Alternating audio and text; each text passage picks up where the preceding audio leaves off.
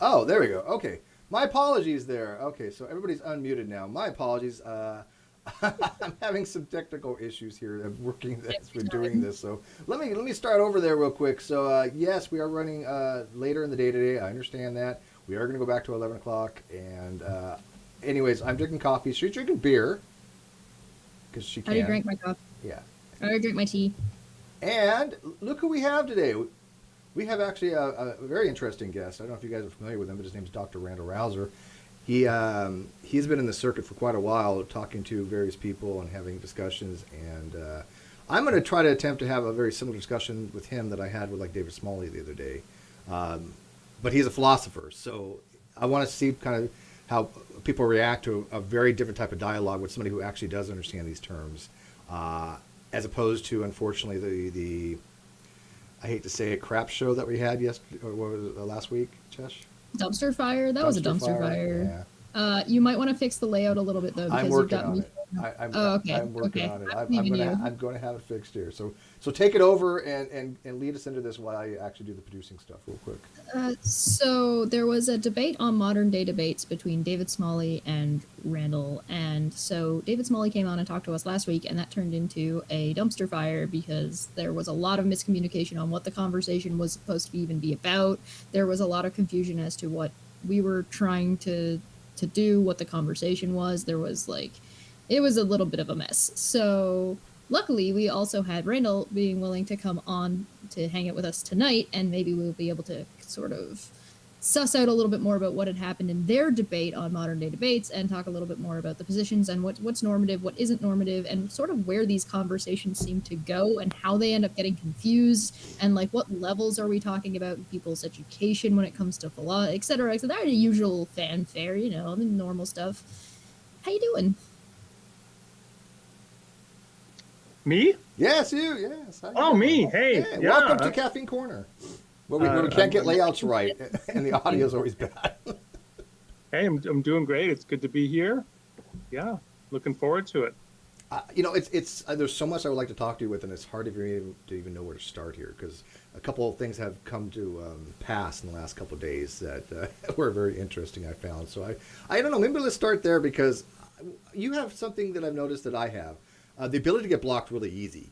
And when you're putting out correct information, I mean, you can tell somebody like 1 + 1 = 2, and they'll say, you don't know math, I lack a belief, and you get blocked.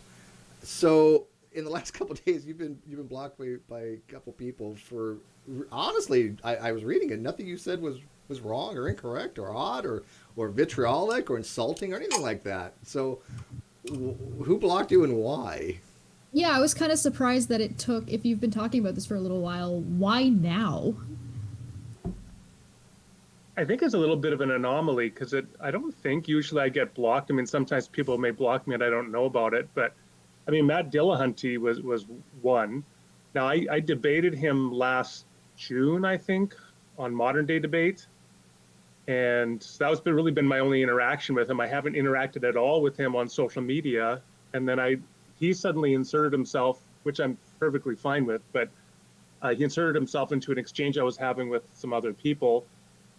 And then I started reacting to him and asking him to explain himself, define his position. And then suddenly he blocked me. And so I lost access to his social media, which I got over that pretty quickly, but it was just sort of an unusual thing. And I'm quite not sure what triggered him. I guess what triggered him was that he said I'm a Fountairantist. He appeared to appeal to Susan Hack. Mm-hmm. And so I asked him, well, say a little bit more, explain what you mean by that.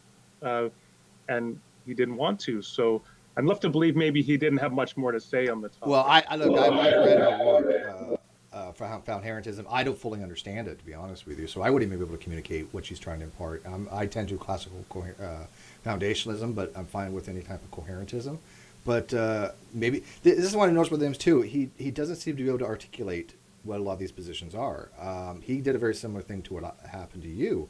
I was talking to somebody about multi-valued logics and explaining to them that in certain types of logic, non-classical, you can have multiple states for the proposition, true, false, unknown, for example, 3-state logic. And he just come blazing in. Nobody tagged him. He wasn't in the thread. He just came in and said, "You're wrong."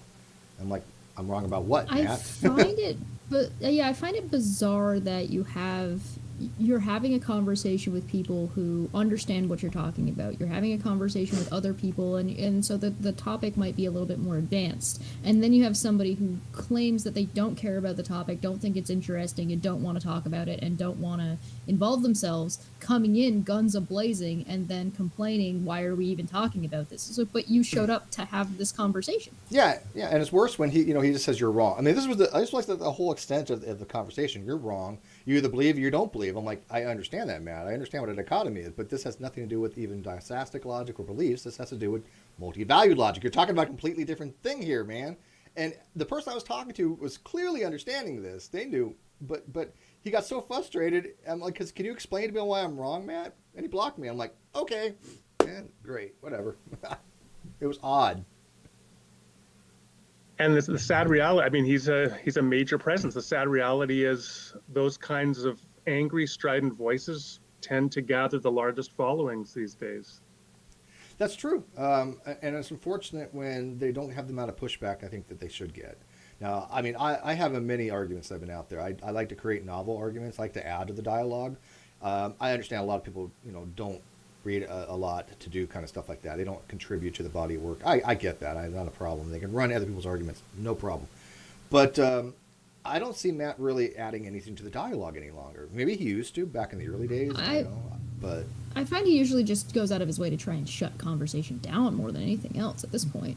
But I find it very difficult. So I'm pretty fresh and green to a lot of philosophy. So if you throw out a name of a philosopher, chances are I don't know what you're talking. Like, I might know the concept that you're referring to, but because I haven't correlated the name to the concept, I'm still pretty green. So if somebody tries to tell me that, oh well, no, it's this, and I say I don't know what you're talking about, and they get mad, it gives nothing. It does nothing for anybody who legitimately doesn't know. And there seems to be this impression that anybody who's asking me a question is trying to trick me or is trying to get information out of me to argue about, whereas like, no, I legitimately just don't understand what you're saying. It makes it very difficult for anybody to like dive in and try and learn. Well, I think social media itself is a real mixed bag. I imagine a lot of these exchanges would go very differently if they were in a coffee shop or a pub, and people they'd be less apt to misunderstand one another and argue into their positions, and then just cancel you, right? Shut you out. Yeah, do you think It's that they a go out pub. their We're way, gonna though? throw hands. What I've noticed is, and by the way, I didn't mean that you get blocked all the time. It's just recently we have this in common. Because David Smalley, from what I understand, actually blocked you as well. But do you think that a lot of people go out of their way to not understand? Because I can tell you right now, the responses I get from a lot of what I call lack of belief atheists, which I thought was under I call new atheist trademark. I didn't come up with it. It's not mine. Don't know where it came from, somewhere on the internet. But basically a group of atheists that just have the same characteristics, very hostile, use memes for argumentation, use very fallacious arguments, not even in a sophistic way. So when I'm talking to one, it's scripted. It is just like a presuppositionist script. I can tell exactly what they're going to say. They never actually address your point. I can be talking about X and they'll be talking about Y, and I'm like, well, can you actually address what I'm talking about? And they won't ever do it, and then they get upset and I get blocked. It's very, very strange because it is so many different people having the exact same responses. This weird visceral response they have. Like my last two blogs called "How to Trigger an Atheist" and "How to Trigger an Atheist Part 2," and I think I had to fix one of them. Nobody caught the error, right? Nobody caught my error except for me, and I fixed it, right? Which I can do with my own blogs, but I had to catch my own error because nobody caught it, which was weird. But those arguments triggered to them to the point where they can't even address the actual argument, and they have to go something tangential. And to me, that actually demonstrates that the argument works, not for the fact that it's valid or sound or anything like that. It's so upsetting to somebody. Maybe it's cognitive dissonance. Maybe it's a lack of understanding. And I'm not trying to trigger anybody. People are like, oh, are you trying to trigger people? I'm like, no. What I'm trying to demonstrate is that when people are confronted with things that go against their paradigm, their dogmatic, inflexible beliefs, that is logical, like straight up logical, this is the type of visceral response that I tend to get. Maybe that's what's happened to you before. I don't know. This memory of from an Alvin Plantinga essay popped into my head where he's kind of recounting his early scholarship at Wayne State University in the 1960s, and how back then falsification was this big thing. And so then he recalled how one person, he delivered a paper to the colloquium, and then another guy pointed out a fatal error in the paper. And his response was, well, at least it has the property of being falsifiable, and everybody laughed. And the interesting thing was that just shows a disposition, not that you're posturing, you're trying to look good, trying to make people think you're smart, but that you actually really are interested at getting at truth, even to the point where if somebody could falsify your paper, you wouldn't take that as an affront. You wouldn't be offended or defensive.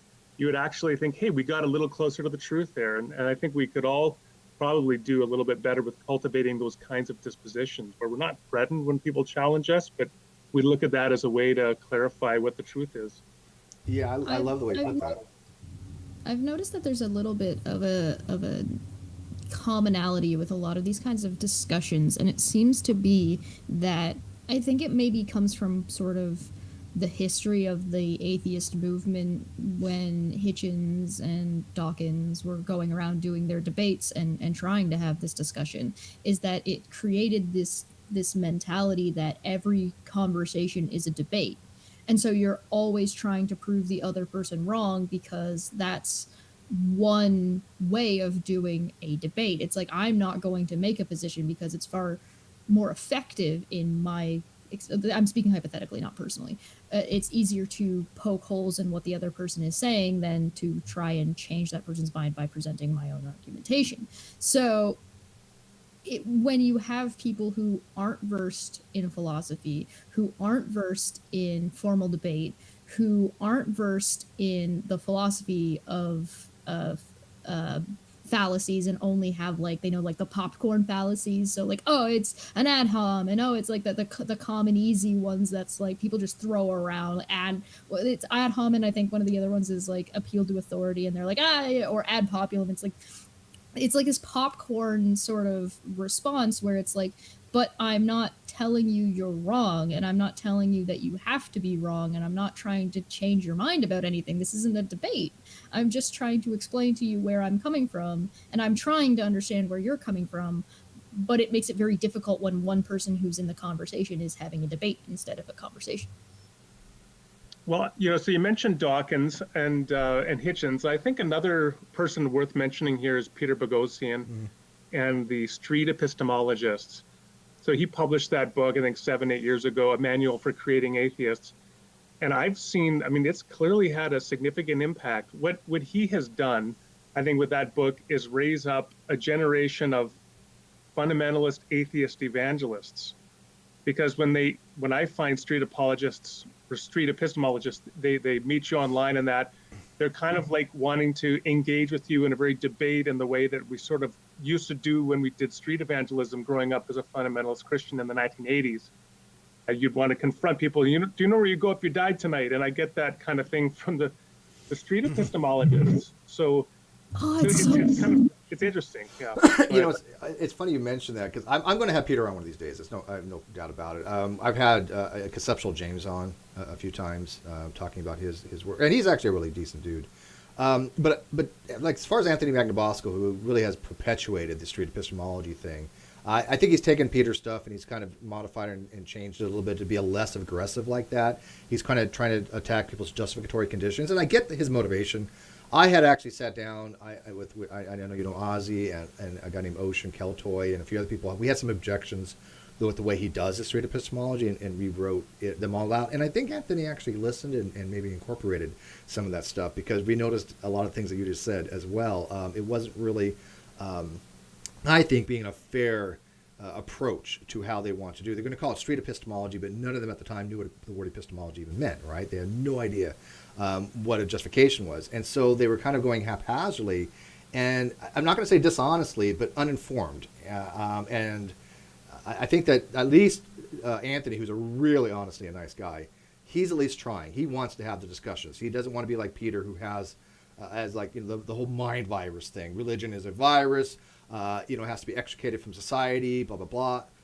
I don't think that's really Anthony's position, right? So I don't think that's a very productive way to go about the conversation either. I think that there's a separation that people should be making or ought to be making, and it's a separation between having a belief in God and wanting to commune over that shared system, and the problems that can come with dogmatic thinking in religion, because dogmatic thinking isn't exclusive to religion, just like how political views are not exclusive to specific religions. It's bizarre to me, and I think people are sort of just crunching all of these things together in one box, and it doesn't really work that way. yeah, they're fundamentalist. I mean, that's what I've said. Look, I don't think atheism is a religion. I think that is nonsense. I think atheism is a proposition that God doesn't exist, or the antithesis of the proposition that God does exist, either or whatever. But I don't think it's religious. But I've seen people that are atheists, self-professed atheists, be just as dogmatic, just as much of an ideologue, and as much as a religious fundamentalist. That's the new atheist TM. That is religious mindset. We have a super chat real quick. Holy cow! Somebody's going nuts today. Somebody's paying all of our bills for the next 3 months. You want to read this one? Res for 5 says, I am of the belief that I am atheistic on the proposition that I am an agnostic, therefore I am an anti-theist. I don't know if any of that is true, but it sounded sophisticated. Thankfully, you will get something out of my drivel, since my money is a slave to my illusion of will. That's 500 Australian, by the way, Dr. Randal. So we're gonna. I'm gonna talk about that for a second if we can, right? Yeah. Wow. So, yeah. I like it. People do like this show. I appreciate it immensely. I think that they do get some content out of it, and they get a little bit of a different experience watching something like this than they do like watching the atheist experience. Okay, so real quick, when he's talking about he's an agnostic and therefore I'm anti-theist. You know, it's so funny because of these terms. I had this discussion with somebody yesterday on the term anti-theist, and generally, as Dr. Rauser will tell you, anti-theist generally is something along the lines of being against the concept of God, being against religion, or more specifically, thinking that theism devalues societal things. So it has less value if God exists and things of that nature. It's an axiological approach.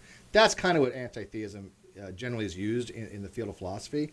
But you have somebody out there named Randal Richardson, who's the head of the Atheist International, or sorry, the Atheist Canadian Alliance, who wants to use anti-theism merely to mean somebody who believes there's no God, which is mind-bogglingly weird. I mean, I've seen it once or twice, but it's not by any means how it's normally used. And so I was telling the person, well, what is your source for why you want to use it this way? Because I gave him some papers on axiology, and I was like, look, this is how the term is being used. And so how are you using it this way? He's like, oh, because it just makes sense to me to use it that way. Okay, well, that's great, but now you have a personal language argument, because I have no idea what the hell you're talking about when you're saying, well, I'm anti-theist because I believe that God doesn't exist. That makes no sense to me.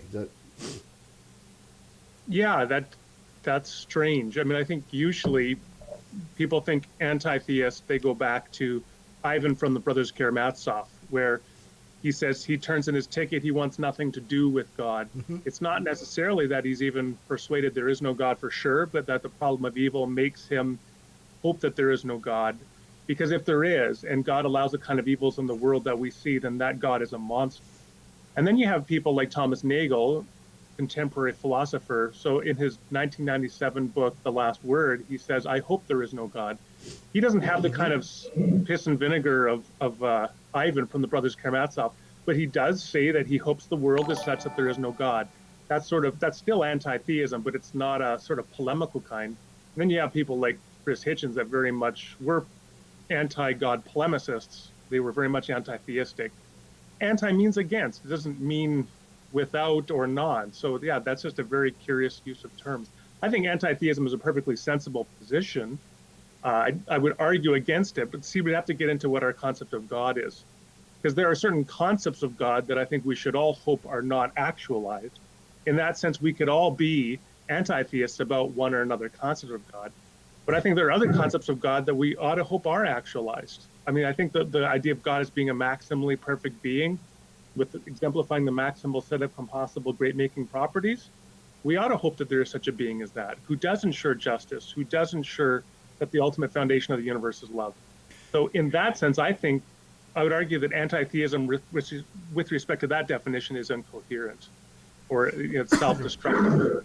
But yeah, it's definitely not compatible with, or it doesn't make sense to use the term to apply to atheism. Yeah, I mean, I'm gonna turn over to Cheshire in a second, but there's a couple 2 points that you had said on that, as far as like giving back your ticket because you don't care one way or another. You're like I'm not interested in this kind of approach, right? You can exist, you can't exist. I don't care one way or another, as opposed to straight up like Nagel will say, look, I just don't want there to be a God. I think it has, if God exists, there's a devaluation in society, and I may not fully agree with Nagel, but at least makes an argument for that when it comes to and I literally had a stream on this not too long ago. Says that was, should we want God to exist, and it was based upon a guy Kuhn at Works, I believe, his paper. I can't pronounce his last name. I think is Kuhn, guy Kane. Hans Kuhn.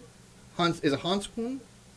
The German theologian. No, he wrote a paper called "Should We Want God to Exist?"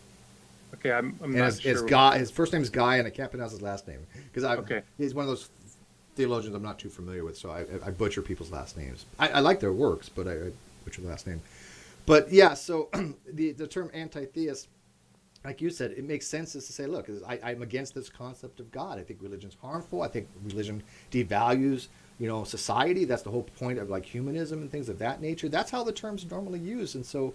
Yeah, when I hear people say these personalized uses of terms, like you had the other day, it's a perfect segue, real quick, for you well, this was 2 years ago actually. You had a conversation with Tom Jump, and let me refresh your memory on it, and then I'll turn it over to Chesh. You had said, because Tom Jump's the way he defines atheist is so atypical. He defines it as there's no good reason to believe in God, and you had astutely pointed out. Well, a theist will recognize that it's non-justified, it's not rational, it's not irrational, it's irrational, but they recognize there's no justification to believe in God, there's no good reason to believe in God, but they do it anyways. And you had asked him, well, what would you call a Christian theist? And he's like, oh, well, that would be atheist, which I think it kind of destroys any kind of reasoning of why would we have these words in the first place to connote something, right? I mean, who in their right mind would have a framework where you would want somebody like a Christian to be an atheist? Now, I could completely understand in a classical theism approach, deistic things, deism would be atheism. I get that, but I've never seen any schema who would say that a Christian who believes God exists, that Christ rose from the dead, somebody would call them a full-on atheist. It boggled my mind he was arguing this to you. But I'll let you respond, and Jess, I want you to respond to that and read the super chat if you can, please. Yeah, so the one thing I'll say just as a sidebar is there are some cases where you can get Christian theologians who espouse theologies that look consistent with atheism. So there's a sort of a hyper-transcendentalist tradition within Christian theology. People, back to like the Neoplatonists like Plotinus through to 20th century theologians like Paul Tillich, that they would argue that there is a God above God who is not a being, but rather is being itself. And it looks like they're saying something more extreme than even what Thomas Aquinas was saying. And depending on how you interpret them, some people think what they're saying is actually consistent with atheism. So that's kind of an interesting sort of footnote there. But in terms of Tom Jump and this definition, I think what it simply does is illustrate the danger of being an autodidact, of being self-taught in something, is that sometimes you can really go off the rails if you don't have some sort of pedagogical shepherd guiding you through some of these labyrinth complexities. Because I think he ended up, it seems to me, self-taught from my interaction with him, and he ends up with some pretty idiosyncratic views. Yeah, real quick. Look, I'm autodidactic. I've taught myself philosophy. I mean, I took informal logical fallacies in college, but my background was reactor kinematics and things of that nature. So almost everything I've learned about philosophy over the last 7 years, I am self-taught. But as you said, I have actual experts that I will go to. I have long conversations with Dr. Malpass or Ozzy or somebody of that nature. As you said, a pedagogical way of guiding me, right? So I don't, if I have some kind of conceptual thing, I will, hey, can you explain to me what I understand? I did that with Dr. Malpass's and William Lane Crane's debate. They had debated something along the lines of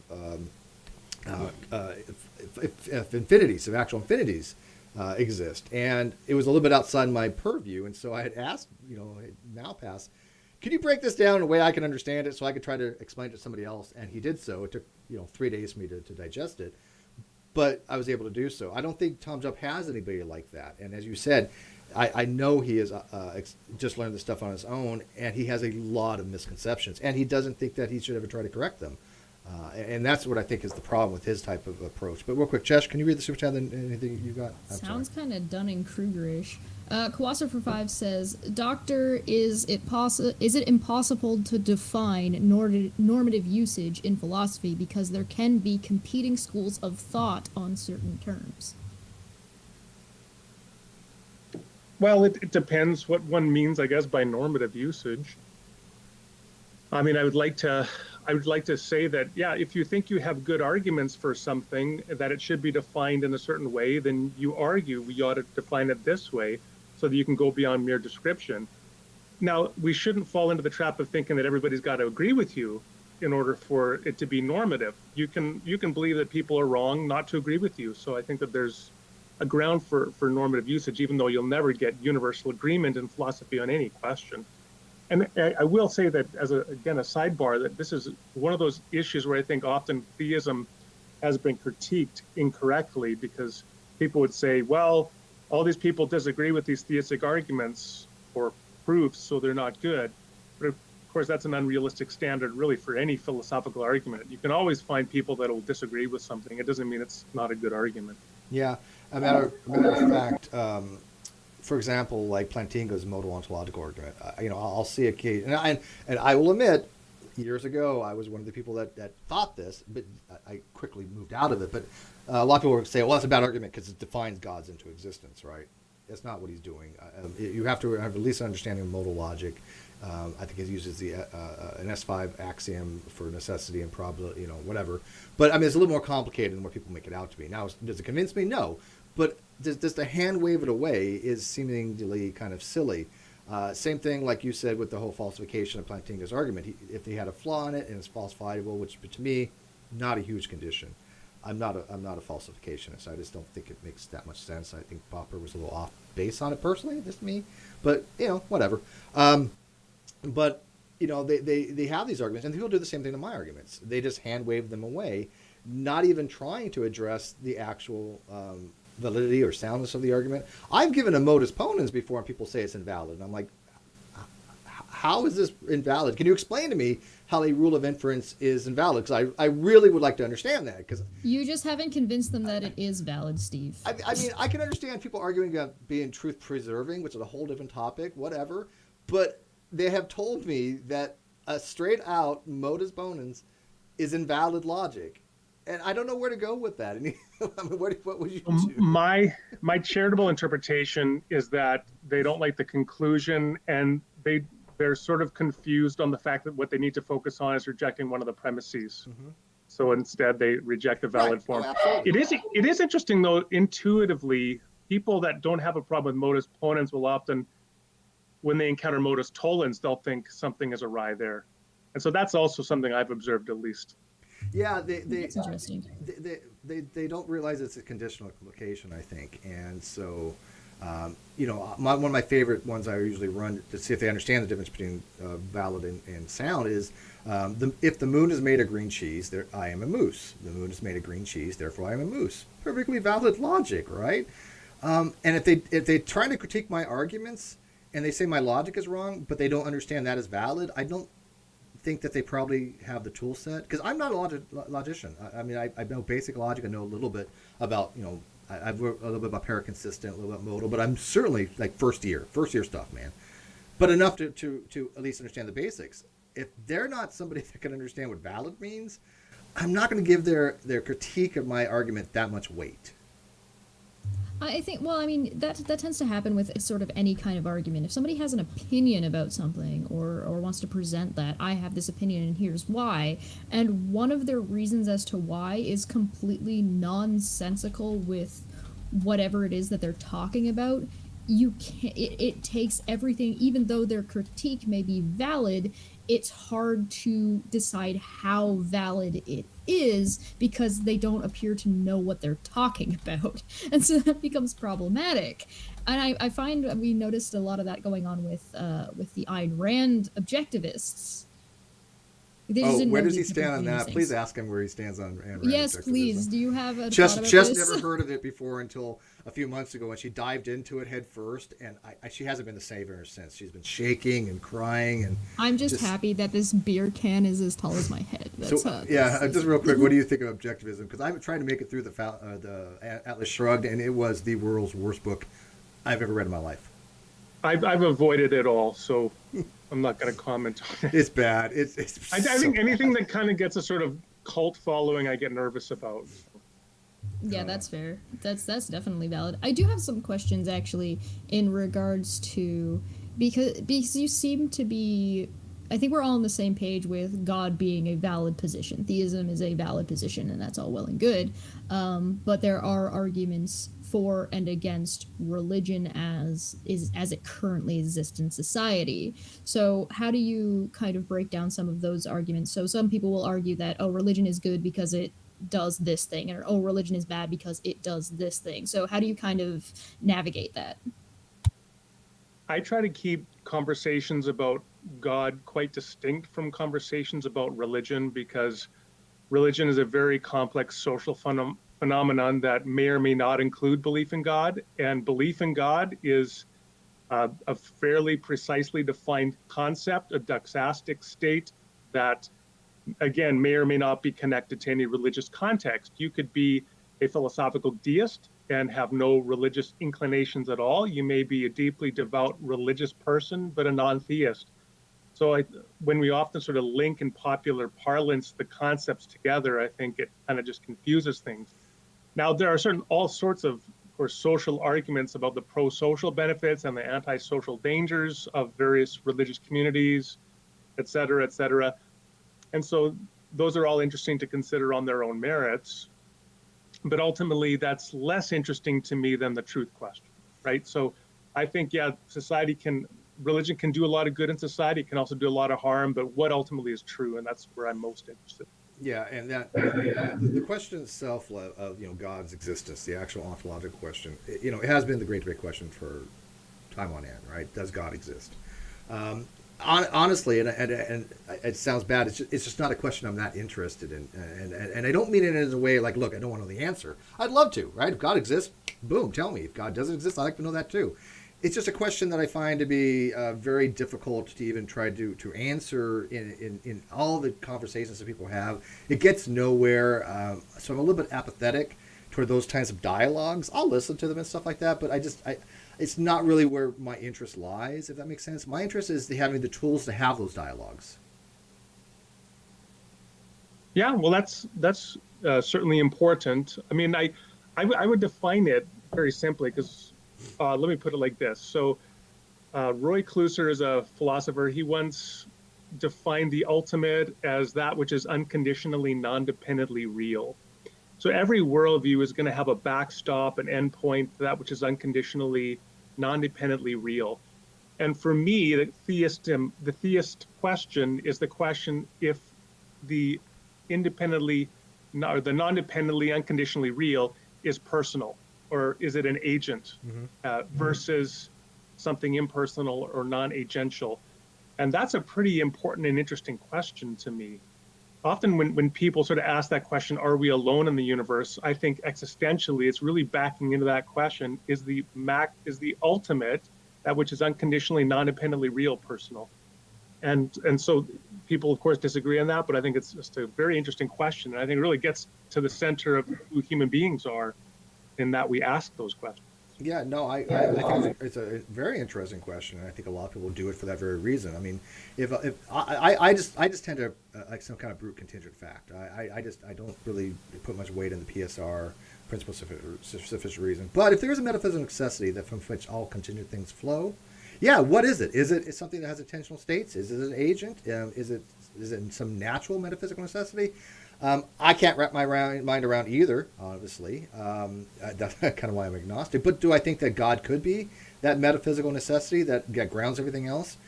Yes. Do I think it explains much? Not so much, but it's an entirely different story. But I think it's perfectly reasonable for a theist to posit that. I mean, even friendly atheist means an atheist who is not thinking that theism is irrational or delusional or anything like that, but they're fine with people thinking that God exists. They think it's justifiable. I would be a friendly agnostic. I perfectly think it's fine for a rational person come to the conclusion based upon normal reasoning that God exists. No issue with that whatsoever. I think there's a. Oh, sorry, you go ahead. Well, actually, I was going to do a little bit of a topic change, so Sure. go ahead, Jess, and then I'll follow up after. Okay, I was just. I think that you have this really big problem with people in discussions. Again, getting back to that kind of the street epistemology, which I actually didn't put that together. I was thinking of the fundamentalist. Absolutely, I didn't put the street epistemology together though. So I really like that. That's really interesting. So I'll have to think about that a little bit more. I think that's a great take, but this idea that everything is a debate. Everything needs to be proven or disproven in the same way that you would prove or disprove something physical. And so it's this difference in what is a proof, what is evidence, what is belief, what is knowledge, and they all get kind of intertangled and interwoven into which one means what, and they're all kind of like just cross-used left, right, and center, or used interchangeably where they shouldn't be. And so it's a matter of not to tell people how to use terms, but help people be able to understand each other about what they're trying to say when they're trying to say it. And to say that, oh, well, no, you trying to understand me is you telling me what to do is absurd to me. But what do I know? After I had that exchange with Dillahunty, I don't remember the exact tweet now, but it was something like this. I tweeted, asking someone to define their terms is not a personal attack. So it's interesting, often people, they'll sort of have this commitment to something, but when you actually ask them to define, well, what do you mean by that? Then they get defensive because they realize they actually don't have a clear definition. So we can really get pretty far into a conversation by simply first asking people to define their terms. And if they don't know at the outset what they actually mean, or if they're flatly contradicting themselves when they attempt to define what they mean, then we know that we have to do some work at the very outset before we're going to go any further. Okay, so let me ask you this, because I get that as well, right? And I have no problem defining terms. The issue I have is this. When people ask me, Steve, how do you define your terms? And I give them, and correct me if I'm wrong, by all means, but I read a lot of papers, and I know you do too. This is your profession. Almost ubiquitously in philosophy, atheism. He reads them like it's his job. Yeah, right.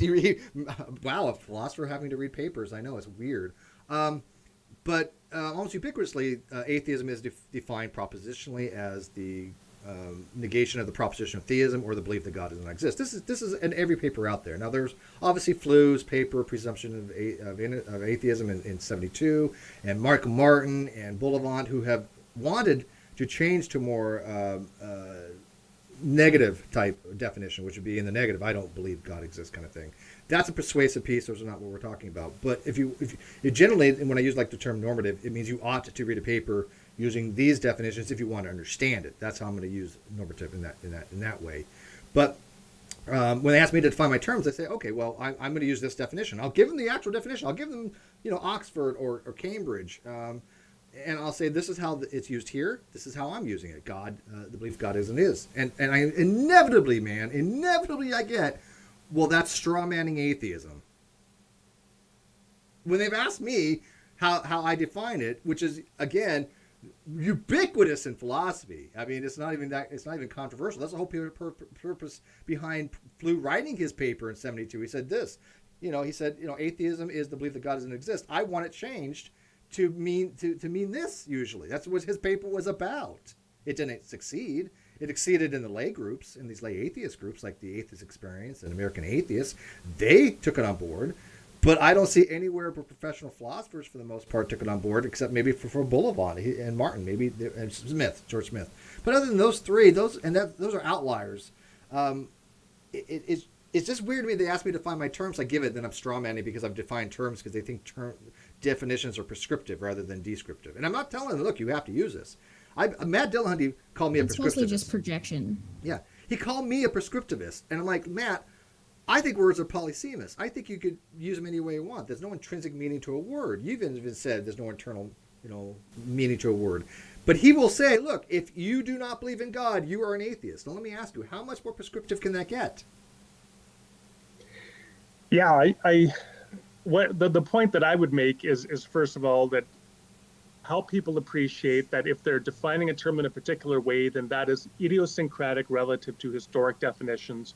And thus you are opening yourself up to misunderstanding when talking to other people who do use the classic definitions. So it's not like it's wrong.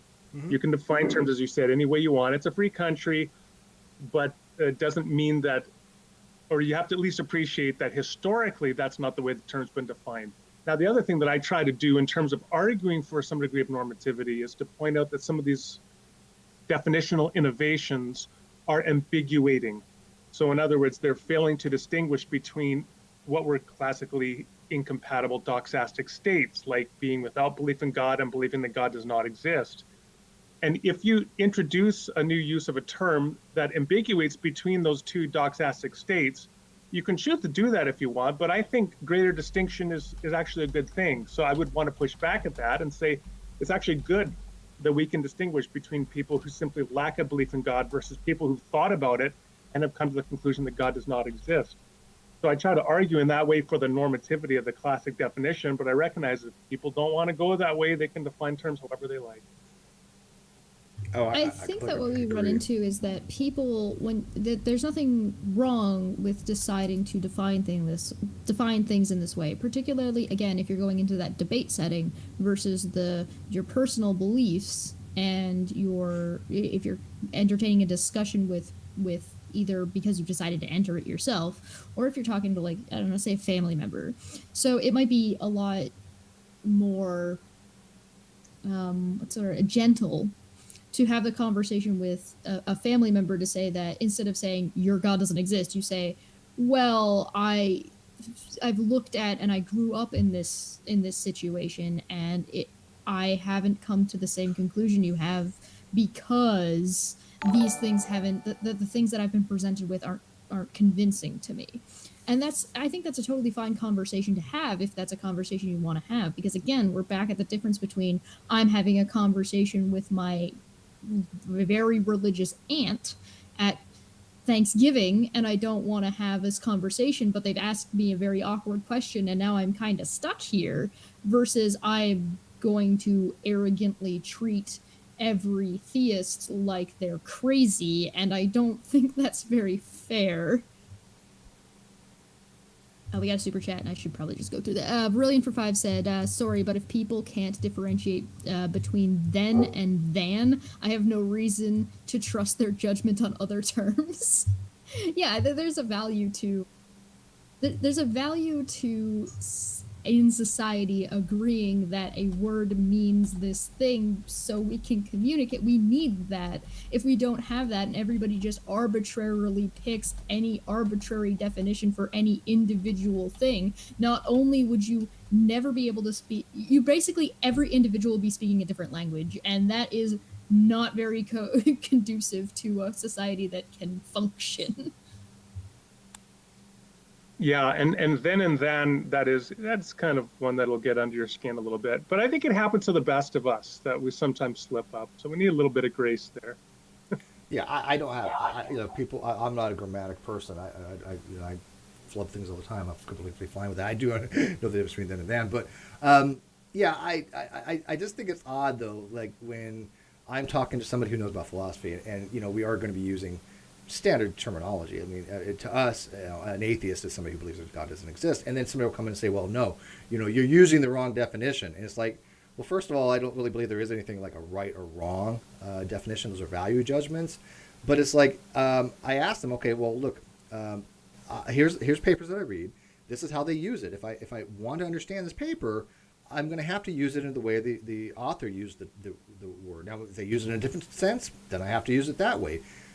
But doesn't make it right or wrong. I'm telling you right now, they're telling me straight up, that's just wrong. The author's wrong. And I'm like, so all these people, all these experts, all these well-known, like Dr. Oppie is just straight up wrong.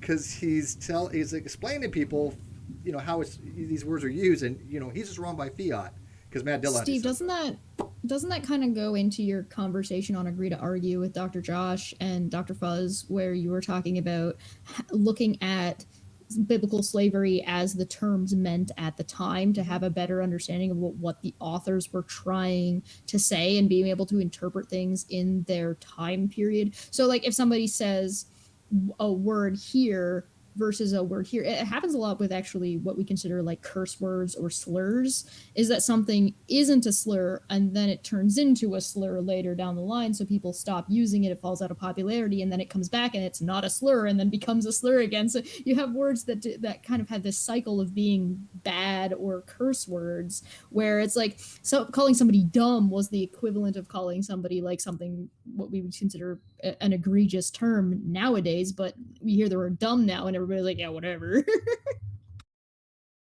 Semantic drift, right? So terms are always changing. In terms of a good example is Bible translation. So the NIV Bible, the earlier NIV, I think it was, would use the word stoned for people getting rocks thrown at them, and then they switched to later edition to pelted with rocks because stoned came to mean something else in popular culture, right? Yeah. So In the you want to 70s, it avoid means that. something completely different, right? Yeah. I mean, because I try to explain to people, most definitions are synchronic. They're going to be using the way the word's being used in modern times rather than diachronic over the history, and also that they're going to reflect general parlance, common usage, and so.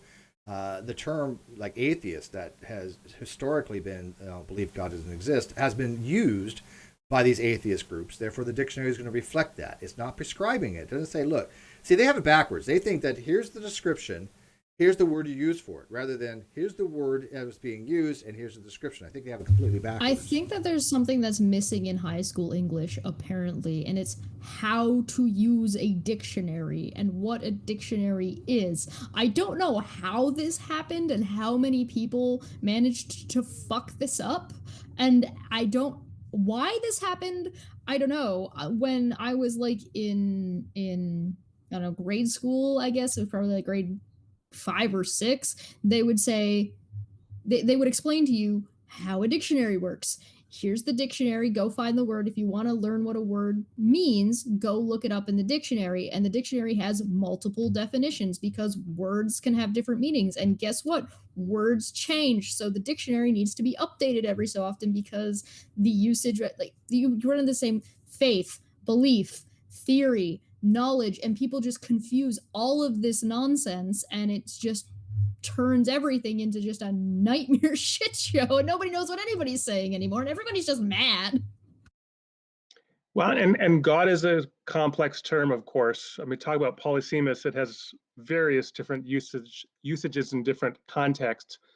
In ancient Greece, atheos meant without God or against God, but it was always contextualized, so that the Christians were called atheos by the Romans because they rejected the Roman pantheon. Thank you. And then the Romans or the Christians returned the favor. Polycarp in 155, when he was famously martyred, they said, renounce your God. And so he renounced the gods of the Romans, and they freaked out. And what he was saying is, you're the atheists. Away with the atheists was his famous statement.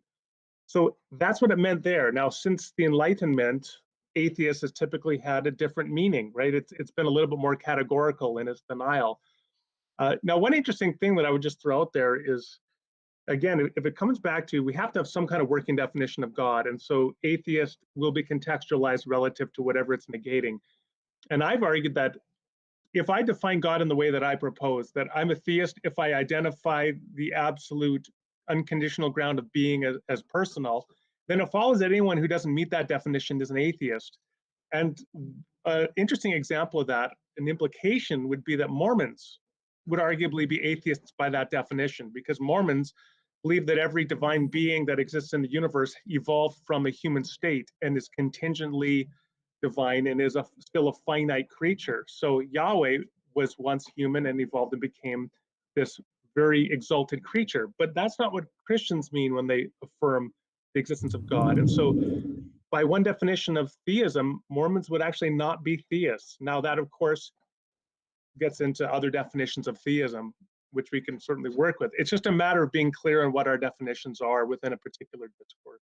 Yeah, and that's I think there's a Go ahead. I think there's a matter of give and take, right? So sometimes somebody who is using this lack theist definition needs to come to the theist at the theist table, and sometimes the theist needs to go to the lack theism table, and sometimes the atheist needs to go to the lack. But the problem that I'm noticing is that the lack theists refuse to meet somebody else where they're at. They demand that everybody else do this, do that, do this, do that, but they refuse to do any of those things themselves. So you end up with this problem where you have essentially a group of people who are basically on the high horse saying we're better than everybody else because we're not saying or we're not doing this thing. So because we're not doing this thing, we don't have to, and you guys have to. But even if you do take this lack theism definition, you still need to justify it. You still need to be able to explain what you mean. And I find that these people are not able to do that for the most part. It just doesn't. Maybe it's just the ones that I've dealt with or the ones that I've listened to, because I mean, I kind of got introduced the same way I think a lot of people, at least in our chat, have been introduced to atheism, which is through like online YouTube and podcast. And it's like, if you don't take the time to humble yourself when you're a theist to think that maybe you're wrong, and so if you've done that transition from theist to atheism, I think it's silly to not maintain that mindset, to maintain that lesson you learned to humble yourself when you're in a different position, because you could be just as wrong. Yeah. Let me get to a quick couple of rejoinders, and I think you want to do a topic change. I forgot about that. So the two quick rejoinders. One, I don't care what people's schema they use. I have no problem. Pick a schema. All I want to do is make sure they stay within the schema. What I find is they jump tracks consistently. Consistency. And that consistency. And this is the great problem I have with like people understanding my blogs and my writings and things of that nature, because they're jumping consistently. They have an out every time because they're using multiple sense of words or equivocating or jumping schemas. If you want to be in the classical, like I have a friend, Dr. Kenny Rhodes, one of the nicest guys in the entire world. He's a classical theist. To him, a deist would be an atheist. I totally get that, right? I totally understand that, and I'm completely fine with it. And he stays within that framework. But right, if you like, go to somebody else like Diller or something like that who talks about global atheism, that wouldn't necessarily apply, right? Because a deist still believes there's a God. And so in a non-classical thing, and I feel like Diller, who distinguishes between global and local atheism, that's a completely different schema. That's the one I tend to. But I'm perfectly fine to work with the theist as in, okay, I'm talking about a Christian, Abrahamic, personalized God. If you don't believe in that, you're an atheist. I am fine with that if that's what I know what the person's talking about, and they stay within that framework. Yeah, we have people that don't seem to be able to be consistent with it. Like, okay, so we had a hour and a half long conversation with David Smalley, and I have no idea what he believes. Couldn't tell you if my life depended on because he kept jumping from what. So if I gave him an example in a different context or a different so you remove God from it and you give a different example, and he would say this thing, and so you put God in and now it's this thing, but then you put this God in and it's a totally different thing. And so it's like, it seems to me that the answer is that you don't know. So either but you're telling me that you've spent 11 or 12 years doing this, so it's like, how in 12 years have you not been able to decide, like pick a lane thing, and stay in it, right? Pick a lane. I rephrase one of my arguments, and I'll turn it over to you to do whatever talk you want. I phrase one argument in the terms of cat. I define what a cat is, right? A small, lovable feline, ball of love that is in the felis catus or whatever.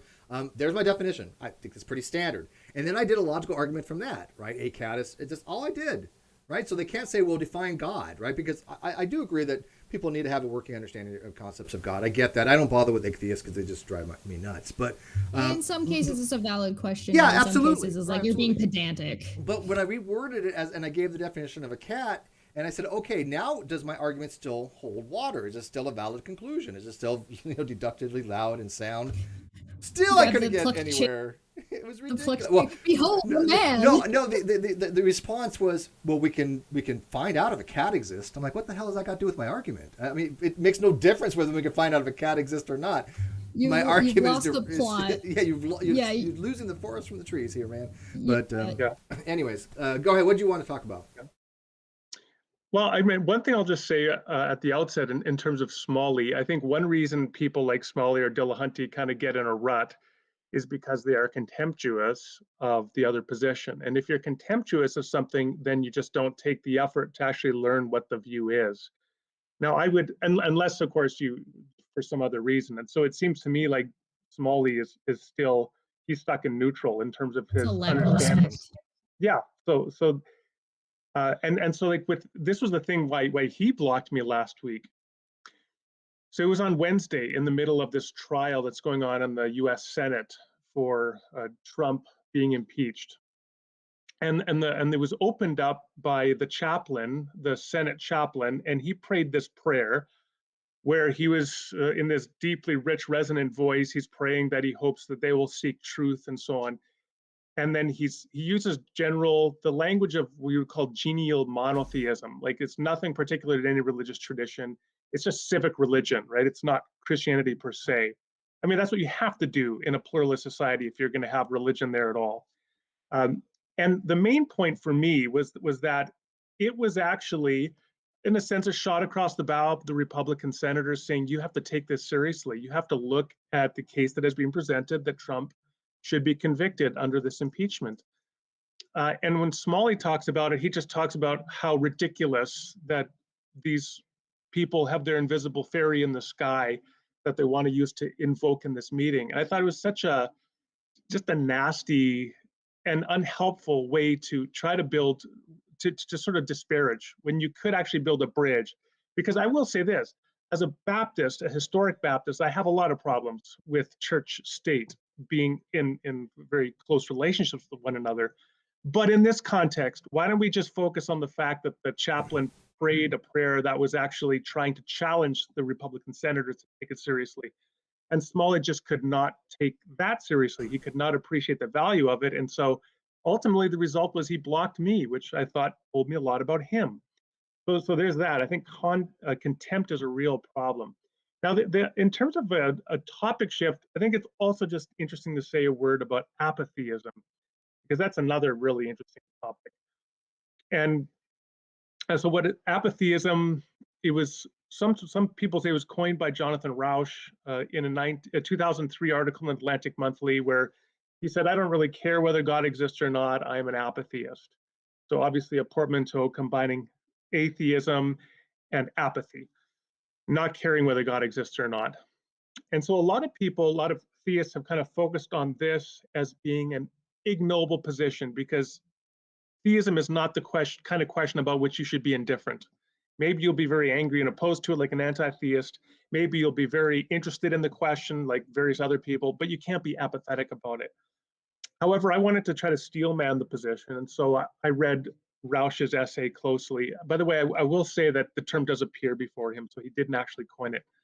But I wrote a paper about this, and I argued that a charitable reading of what he's saying actually is that religion and its close relationship with theism often can inflame passions in a way that can become dangerous and unsettle society and lead people to do negative things to one another. And so the best response to that is to sort of adopt a principled apatheism. Well, you'll keep these questions at some arm's length distance because you recognize the inflammatory potential of taking a particular stance on God's existence.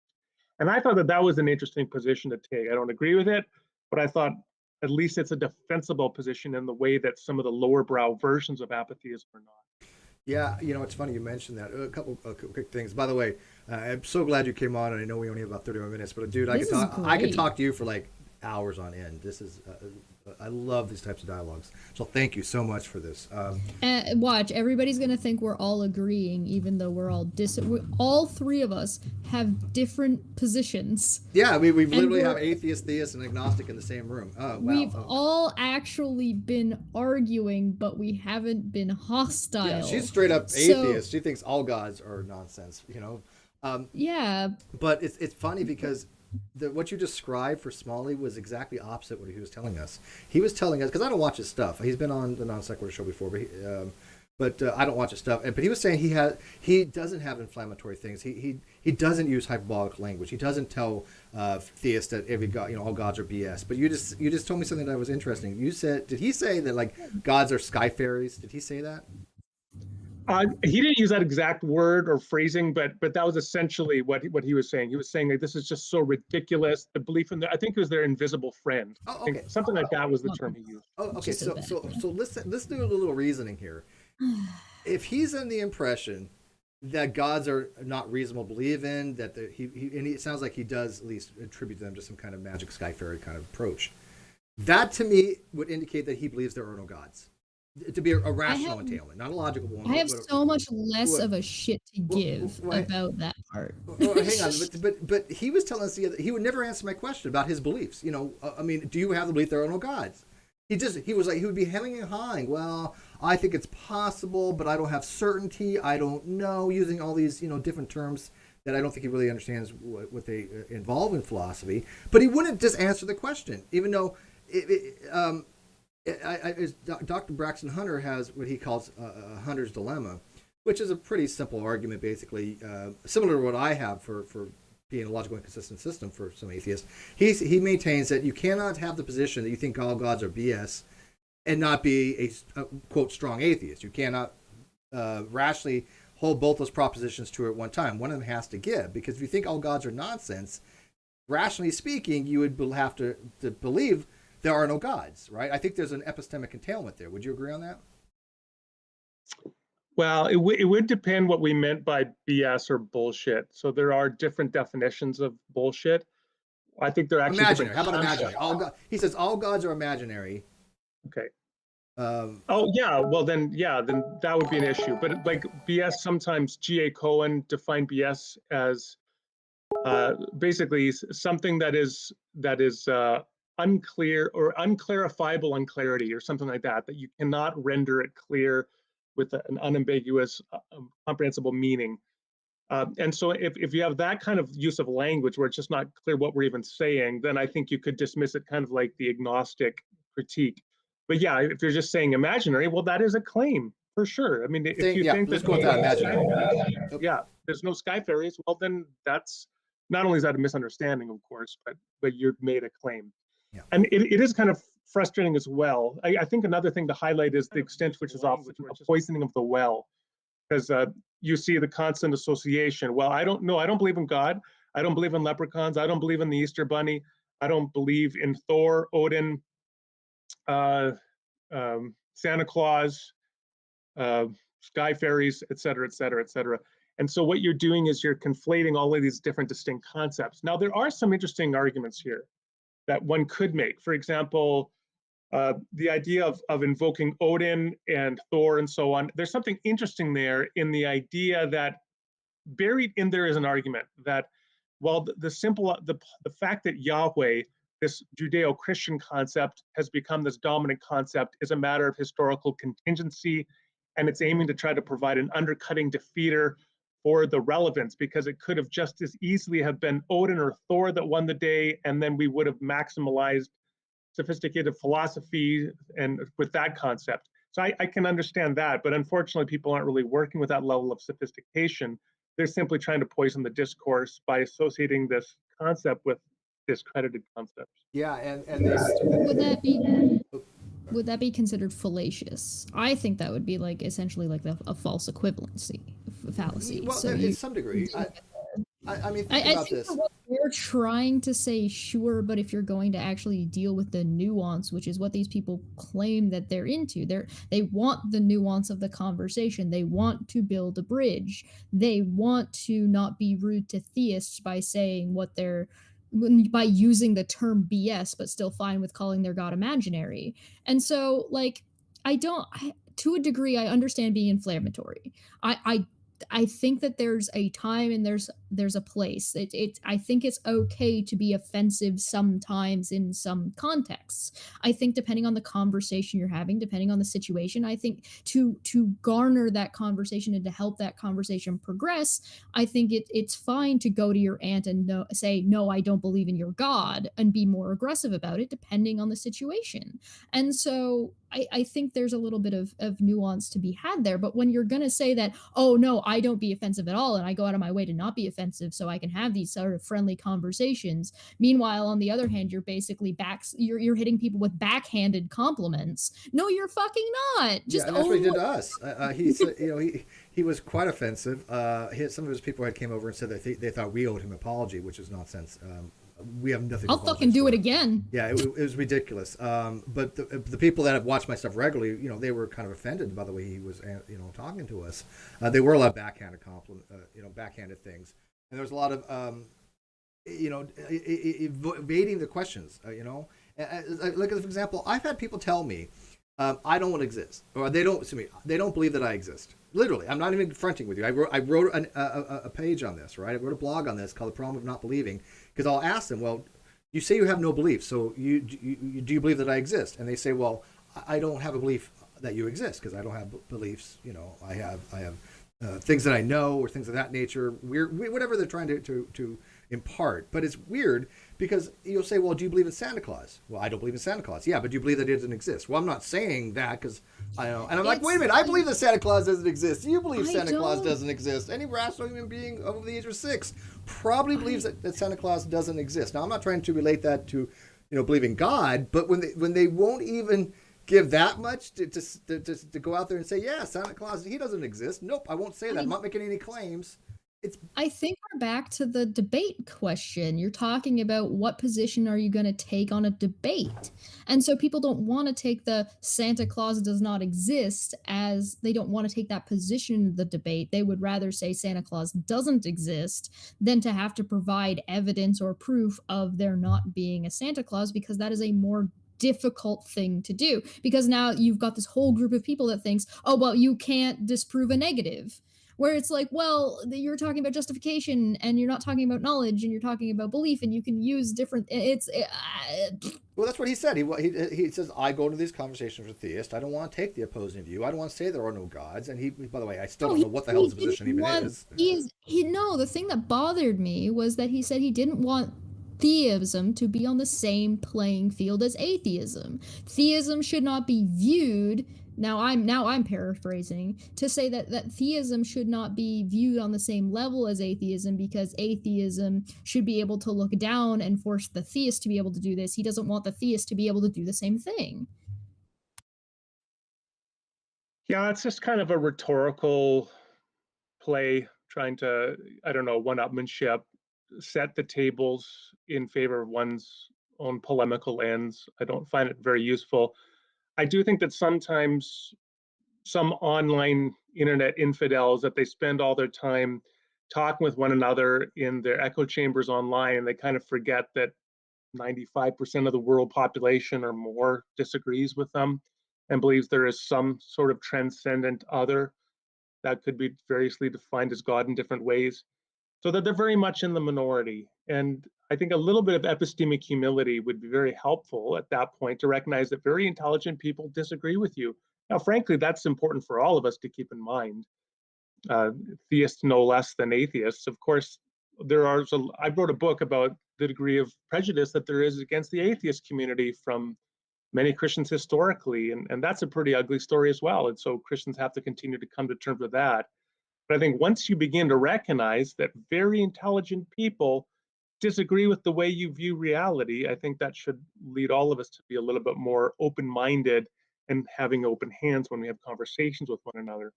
I'm so glad you mentioned it because that's kind of my stance a little bit. Look, I rely on scientists for scientific things, right? I can understand basic science, but the experts, that's what they do. That's their job, right? And when it comes to things like religion, there are 2 billion people in the world that believe God exists in some degree, right? I mean, Christians, 2 billion Christians or 2 billion Muslims. I mean, so I would say that a significant portion of the earth contains people that have some kind of God belief. It's hard to just pass it away. It's not on the same par as like believing leprechauns. People have not died for leprechauns. People have not sacrificed their lives for leprechauns. I see a different in the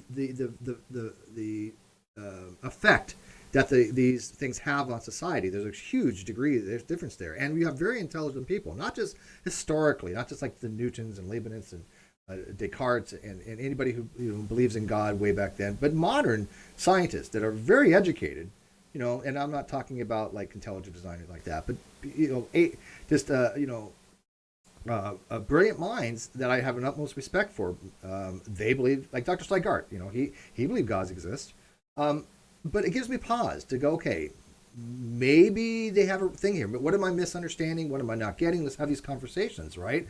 I have a virtue of my epistemology that I'm open-minded. That look, I'm okay with this idea. Let's discuss it. But I think you're right. I think a lot of them have been so close-minded and lack that epistemic humility to even say, okay, well, I can't be wrong on this. And I've seen this. I have literally had people tell me they can't be wrong on certain things rather than things that you can't be wrong. Like I cannot be wrong about the law of identity, right? And why there seems to be this mentality that has carried over somewhere somehow, and I'm not sure how. I haven't dove that deep into it to figure out how we kind of got to this point.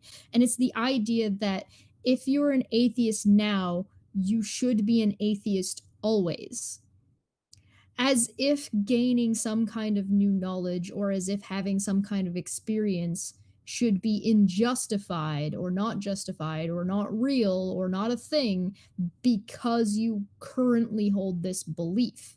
So, because I currently think gods aren't real, I don't believe that gods exist, and I would go so far as to say I believe there are no gods, does not say that I will think the same thing or believe the same thing tomorrow based on new knowledge. The problem that, or new experience, because I'm willing to grant that I think a lot of theists are theists because of a personal experience or because of an experience of somebody close to them, or that like that's convincing to them. And I think that's totally okay. If that's convincing to you, fine. Do I think that there's some problems that come with that and some further justification that's needed? Yes, of course, because then you start running into contradictions of like, well, this religion also has the same experience, so why this one and not that one? And but those are different questions. It's a different conversation of justification that you can have, and that's fine. But to say that, oh well, no, an atheist should always be an atheist, and they like will kind of have this shaming or this turn of face that's all probably just about as bad as being a Mormon who decides to no longer be a Mormon anymore, where you lose your family, you lose your that kinsmanship, you lose that you're treated poorly if you're an atheist who's gone the other way. You're viewed as dishonest, you're viewed as, or you're painted in with a lot of negative light when maybe you did have some kind of experience and this is how you've interpreted it. Now, it doesn't mean people need to believe you, Mm-hmm. but it doesn't mean that you should be treated as a fucking pariah. That's Yeah, ridiculous. I I don't can't. want to be treated that way if I change my mind. I consider myself a pretty rational person. I mean, I talk about critical thinking and logic. I've had my own subjective personal opinions. I just can't, experiences I just can't hand wave away, right? It wouldn't make sense to me to go, okay, well, I didn't experience those things. I know that I did. Did they relate to God? I haven't. I thought at the time that I made that connection. I thought that the experiences, this, but I've subsequently have, realized I can't really make that leap. However, it sure indicates to me that we don't really have a fully understanding of reality. Our minds are very complicated, how they work. And I'm not going to be so arrogant to say that there's things out there that we just have no understanding of whatsoever. Call it supernatural, call it preternatural, whatever. My personal experience is my own, and I have a term called non-transportable justification. And what I mean by that is that my justificatory reasons for holding a belief of some kind aren't going to be transportable to you. I can enunciate them, I can elocute them, but as far as you having those justifications for my subjective experience is impossible. Yeah. So, for example, Steve, you are accused of murder, and there are witnesses that testify you were at the scene of the murder, and your DNA is found at the murder scene, and you have a motive, but you remember distinctly having been home that afternoon cutting your grass, although nobody saw you, but you have that memory, then you would be perfectly justified in believing that you were home and you had nothing to do with that. But others just looking at that evidence and hearing your testimony would nonetheless be justified in concluding that you're guilty. They don't have access to your personal memories, to your experiences. Mhm. And if we all just kind of kept in mind that each one of us has a repository of personal experiences that are incommunicable in terms of the experience itself, we can only describe it, but we can't actually give people the experience, then we would maybe be a little bit less quickly to be dismissive of one another. Now, one other term that I don't think has come up yet, but is worth really highlighting is free thinker, because that term gets thrown around all the time. Everybody's a free thinker. And the irony I find is that those who use that term often really tend to be in really close conformity with one another. So for example, I'm a biker, a motorcyclist.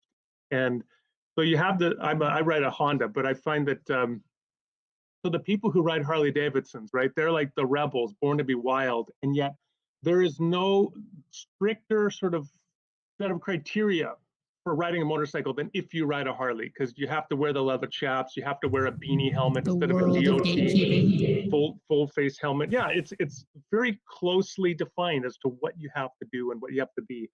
So they think I'm a rebel, but in fact, those rebels are conforming to a very close stricture of certain behaviors. And I find it's often the same when people say, I'm a free thinker. But no, in fact, if you're going to be a free thinker, you have to believe all these things. You often have to be very hard reductionist about the nature of reality. And among other things, if other people within your belief community, your doxastic community of like-minded free thinkers, actually begin to take a more nuanced perspective, maybe they had a mystical experience that led them to qualify their views, you now disparage them. You say that they're getting soft. This happened, for example, when Antony Flew Antony Flew became a theist and near the end of his life, right? He was getting criticized. All the charge of dementia was being thrown out at him. So yeah, I think that we have to kind of push back at the use of that What language, free happens? thinker. Sorry, what happens if somebody like one of these sort of top of the pile or leaders in the atheist community has a quote unquote come to Jesus moment? Real quick, What happens they're going to get eaten alive, right? So now you've got the exact same problem that you have in religion sometimes, where you have a pastor who's built their entire life around this, their entire community, their family, everything is based around this belief. And so if they have there's a whole project based around this, which is to help people who they no longer believe this, but they feel like they have to continue that life because they have nowhere else to go, continuing to do it. And so the atheist community online, or at least the TM version that we're talking about, is creating that same toxic situation for the quote unquote leaders of their community. So you've got people like David and Matt and Aaron and like those groups of people who cannot change their views out of fear, out of livelihood, out of what in if it was any kind of a relationship you would call abuse. Yeah, real quick. They're To point on that, by the way, I think Flew became more of a deist than a theist, but whatever. But yeah, the whole dementia thing, was thrown about of like that. I don't have no idea his mental states, but I thought his paper on the presumption of atheism was bad. I think there's huge defeaters of it. If people want to go read Dr. Berg S. Jackson's paper, Rethinking the Presumption of Atheism, it's one of the most brilliant papers out there on that particular topic. And I believe he's actually, I think he's a theist actually, if I'm not mistaken. But you can correct me on that in a second. But it's funny Cheshire said that, because I swear to you, man, Aaron Rawhead literally has said to me, Steve, if you're right about how you use these terms in philosophy, my life's work is for naught. That is what he's David told was me. saying the same thing. David was saying, and heavily, I shouldn't say, like, not in so many words, he was heavily implying and heavily, like, his viewpoint was like, I've built my career off of this. Don't fuck it up for me. I mean, I think we have to recognize the social pressures that are operative in every belief community. Same thing in science, of course, that if a natural scientist has committed their life's work to defending a particular theory, they're not going to be happy and welcoming when some young upstart comes along and provides some apparent evidence that seems to disconfirm their theory. they might try to shut that guy up. They'll do whatever they can to refute or rebut that argument. And scientists are human beings. That doesn't mean they're automatically paragons of virtue just because they work with a particular method of inquiry into the natural world. I think we all need to recognize, whether we're scientists or theologians or online atheist celebrities, that we all are subject to particular pressures within the doxastic communities to which we belong. Yeah, absolutely. And here, my community expects me to always give the most updated information, always most, by my actual positions, right? I don't tailor my positions to my audience. I have lost people that unsubscribe because I have particular positions that I hold. That's fine. What are you going to do? I don't base my shows. Yeah, I just can't. I mean, you can't please everybody. It'd be a silly way to even approach it, right? You'd never get anywhere. Yeah, but here's the thing. It'd be a nightmare of a life. What I've noticed with the more the online new atheist trademark and the Lactheist things, instead of attacking your argument, this upstart, like for example my logical arguments, instead of actually showing my argument as wrong, which by the way nobody has done so far. I have multiple arguments and I haven't seen anybody yet give a valid reason why they're incorrect in any way, shape, or form. They'll do two things. They'll just say I'm wrong by fiat, and then they personally attack me about something characteristic about me every that applies fucking vice single versa, time. right? I mean, Matt was the same way. Matt has slandered me just almost to the point of being absurd, calls me a prescriptivist, which clearly I'm not. I'm the one been for freaking 5 years telling people these words have multiple meanings. How am I prescriptivist? But maybe it's soft prescriptivist in that I do think that you ought to use something if you want to understand something, but that's trivial. But I'm a descriptivist. But they, like, for example, Aaron wrote a blog about me, and he called me Mr. Agnostic. He wouldn't even use my name.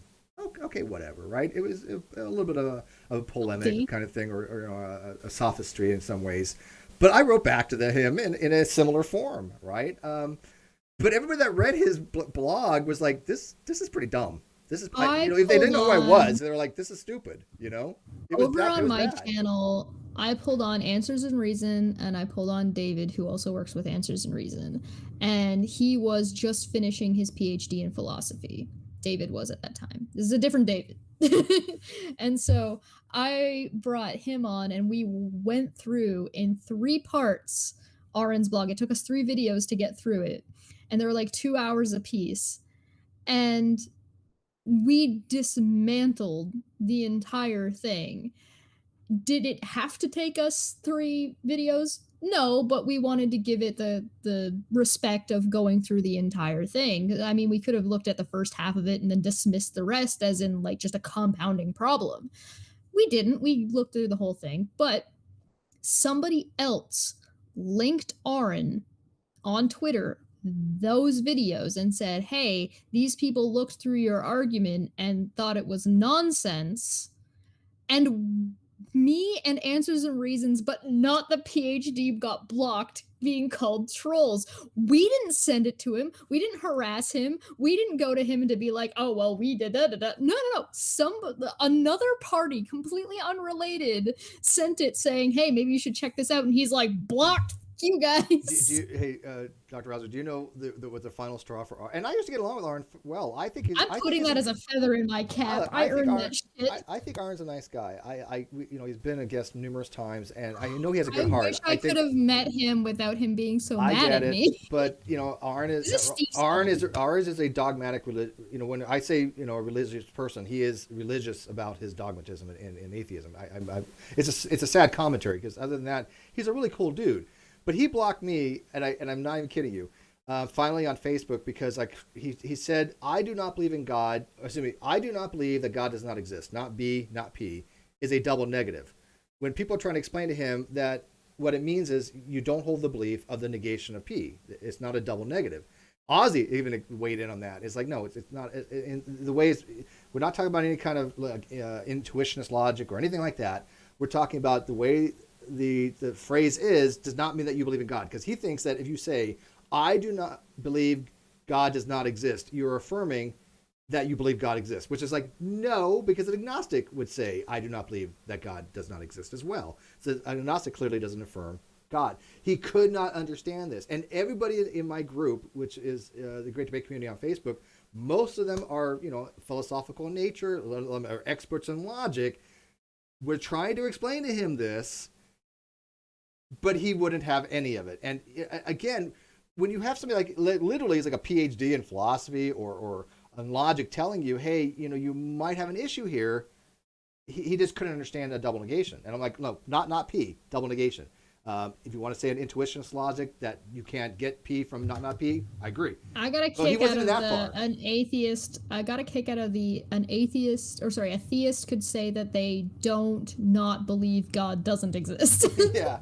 So I got two quick things before I start wrapping up because I know you got to go. But I have two quick questions for you. Then anything you want to talk about. One, I'll just ask them. Then you can unmute. Do you think Trump should have been convicted rather than acquitted?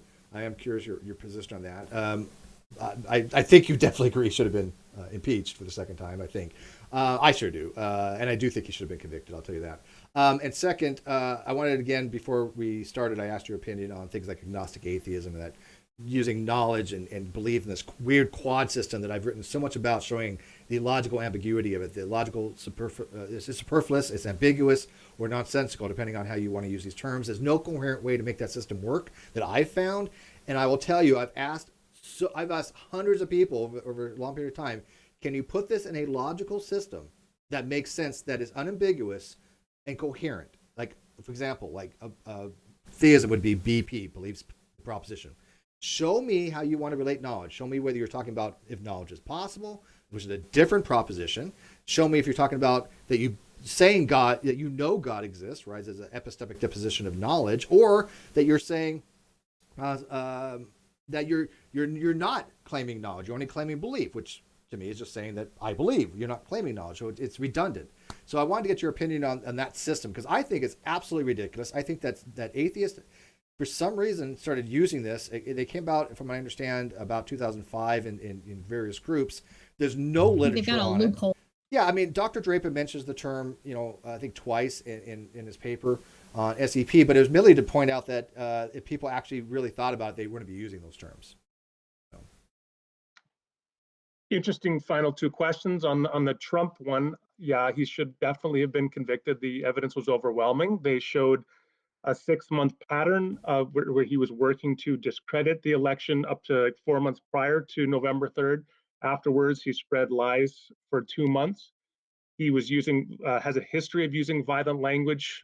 He cheered on a group that ran Biden's bus off the road, for example. He called everybody on January 6th, which was the day they were counting votes, to ratify the election results. And he actually tried to stop that by sending a mob to the Capitol. He knew that Pence was under threat, that the mob had breached the Capitol, and he waited for several hours to pull them back. And he did not talk to Pence for like 5 days after that. I think the evidence is overwhelming that he actually probably wouldn't have been unhappy if Pence was killed, let alone Nancy Pelosi and other senators within the Capitol. There's absolutely overwhelming evidence to convict him. And I think that Mitch McConnell, in his speech afterwards, showed that he should have been convicted. He just didn't have the guts to do it. Turtle man. What's that? Real quick, here's the funniest thing. Turtle man. All three of us Goddamn turtle man. all three of us have different positions, theologically speaking, on the question of God existence. But here you have all three people that would probably agree with what you just said wholeheartedly. It's almost like whether or not you believe in God doesn't necessarily dictate your political position. It might inform your political position, but that doesn't mean your political condition or your political opinion can't change without your conviction in God changing one way or another. Trying to explain this last Monday felt like pulling teeth. Well, yeah, theism, of course, has been aligned with democracy. It's also been aligned with various divine right of kings and other models of governance. I mean, it's a tough sell with historic communism, which is built on dialectical materialism, but for the most part, theism aligns with all sorts of different positions. Now, in terms of the second question, yes, I think I agree with you, Steve. I think it's unhelpful. And a good sign as to why it's unhelpful is that we don't use that kind of discourse in other areas, but in theism. So we don't go around saying I'm an agnostic ethicist or something, or I'm an agnostic evolutionist because I'm not entirely sure about the origin of life, or agnostic a believer in Fords, right? Because I think that Fords are the best car, but I don't claim to know that Fords are the best automobile. I mean, that's just kind of a nonsensical way of talking. So I find that Yeah. it's very unhelpful here. I find that it obfuscates, and I don't know if the intent is to obfuscate and just to kind of kick up dirt and make it harder to pin people down, or whether people are just confused. But it doesn't seem to help. Yeah. It sounds the same as that debate versus discussion issue that I've noticed. I have a quick question, if you don't mind, and it's Okay. just that Yeah. if if you're talking about people's religious views being separated, then you would agree, yeah, that you can have your views even though they may be based on your religion, because religion can be interpreted differently by different churches, by different, like if you're part of Catholicism, if you're different part if you've got a different sect of Christianity, you could easily kind of migrate from one to the other based on those political views. Yeah, I believe that people form their various views about things like ethics or politics, social organization, other issues through a complex process of reflective equilibrium. It doesn't just involve their religion, it involves interaction with the religion and culture and the broader worldview, the scientific understanding of the time. I mean, there's a reason why the average Christian in the early 21st century thinks that slavery is an abhorrent economic institution. But 2 centuries ago, it was commonly accepted to be not only consistent with the Christian convictions, but a good way to govern a society. So that should give us a tip that it's never just your religion. It's a very complex process. Do you have any kind of like views on sort of the differences between? So you've got like biological evolution, and you've got that different species and biology, but you've also got a sort of an evolution of sociology. You've got people that evolve differently in different places in their social standing. So there's a big difference between, if you look at um, Iraq and the Middle East, and sort of the direction it's taken when you've gone far more into the religion is going to dictate. Whereas if you've got something like Europe that has, if you're looking at England and specifically, which was at one point a very large, like they were like, hey, let's go into the rest of the world and find all these spices and decide we don't like any of them and make potatoes. Can you rephrase the question? In like, when you've got religion in different places and kind of it affects that social evolution in those areas. So when you've got an atheistic versus a religious based political system, hopefully I'm using the right word there, about, because I think that we all here agree that there is a degree of removal that has to be done with the religion's dogma that's predominant versus the way whether or not society is going to benefit from that thing in particular. Is that, am I clear? Yeah, well, it's a huge I feel like I'm question. being Yeah. really vague. I would just say that quickly. So I like the term homo religiosus, that human beings are inherently meaning-making religious beings. And as I said earlier, I don't link, and I don't think we should link religion and theism. They're just two different things. Many religions are theistic, many are not. Many theists, or some theists are not religious, some are. Now, in terms of religion, I think that it really relates to our fundamental understanding about the ultimate nature of reality and how we achieve flourishing relative to the ultimate nature of reality. And so, whether you believe in God or not, a secular humanist, has a particular understanding of what value is and how creatures flourish with respect to ultimate reality, and they seek to live that out and actualize a society in light of those principles and beliefs. And so, I think that's religious. So, I don't think that religion is tied to, yeah, theism or to religion under some narrow definition. And so societies always, I think, of their nature of human organization, exhibit religious tendencies. Now, we have pluralist religious expressions today, but the big challenge in a pluralist society is how do you have an overarching narrative or framework to organize the sense of meaning and purpose and value under which a society needs to flourish, so you have a common ground when people don't seem to share a common ground. So that's a challenge for us all.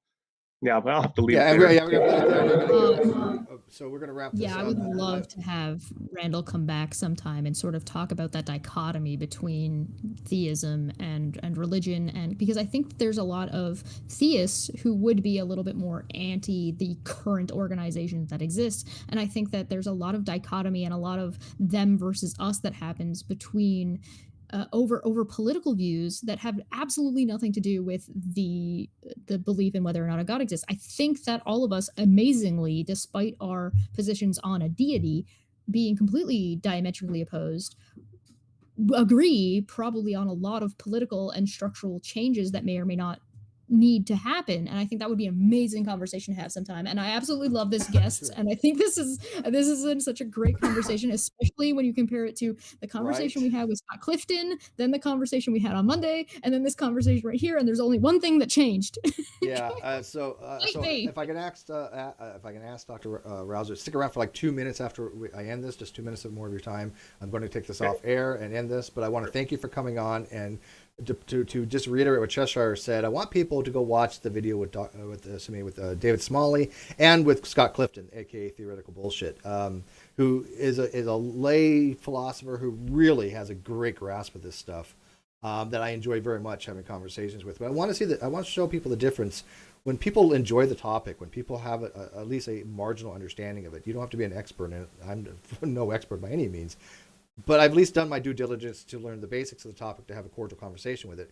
When somebody doesn't, like, I think, like example, Smalley doesn't have the prerequisites, it does become combative. It becomes confrontational, and I think about them taking a front that they're being demonstrated they're not at the level to have these kind of conversations, and I think they take it personally. So with that, guys, I want to thank you guys for watching. Res Instance, especially, thank you for that super chat. It was well received. Thank you, I appreciate it.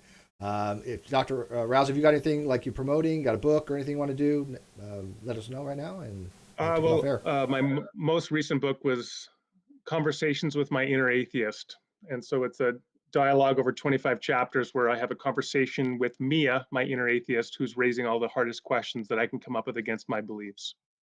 And we put the link in the video description to your blog and the live chat, last super chat, then I'll take it off air. Kawasa 5001.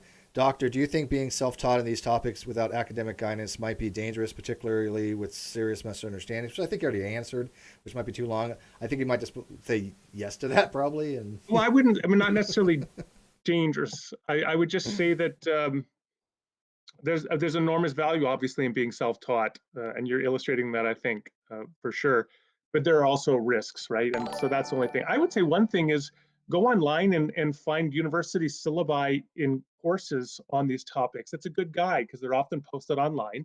And you can see what are the readings that a professor in a formal course of study is recommending. And maybe take a look at those so that you're not only pursuing your own interests, which might, it's kind of like the guy that weightlifts, but he only exercises his biceps. So he's got huge biceps and yet he's got chicken legs, right? And so that's because you don't have a proper course of study. So look up syllabi online. That's helpful. I couldn't agree more. It sounds like basically, listen, it's great to learn and teach yourself because you can bring a brand new perspective to a field of study that may have not been concerned in. It's good to educate yourself and be able to follow guidelines and guides as to what to study to be able to understand something, but not let yourself be too influenced by your professors sometimes, because just because they know what they're talking about doesn't mean that they always know what they're talking about. That's true. All right, guys. Thanks for everything. Links in video description. Go check us out on Twitter, and go check out Cheshire's channel on Cheshire Vic. She's got some stuff coming up, and go subscribe to Dr. Rauser on Twitter because I'm sure there's far more great conversations to come. And with that, guys, good night.